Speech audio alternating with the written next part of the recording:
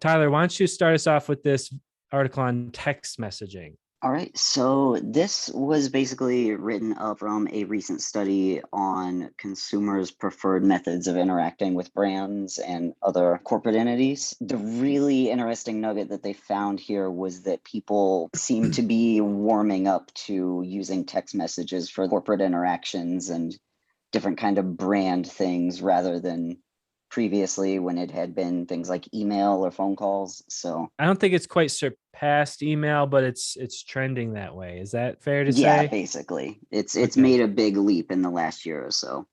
Yeah, and they break it down by generation. So the two that you highlighted were Gen Zers, which is like the youngest, and then millennials is kind of like the second youngest. So those two percentages are higher than anything that we've seen before. I think it was like baby boomers was low 30%. Right. Okay, brand texting has become more commonplace. 85% surveyed had been texted by a brand recently. And another thing that I would really strongly suggest to stores or news or anything like that is to make the link in your text short.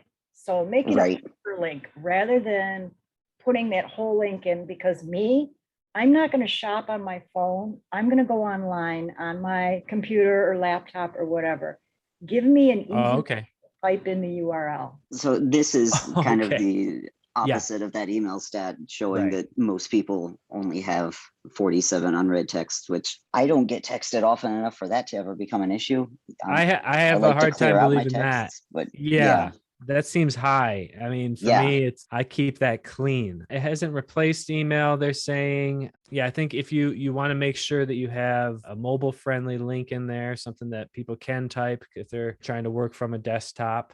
A promotional code might be even more convenient. A promo code. So, okay, very cool. Anything else on this? Any other stats? It looks like there's a lot of other things in here that may not be that relevant. A lot to comb through, but I think that's most of the big stuff.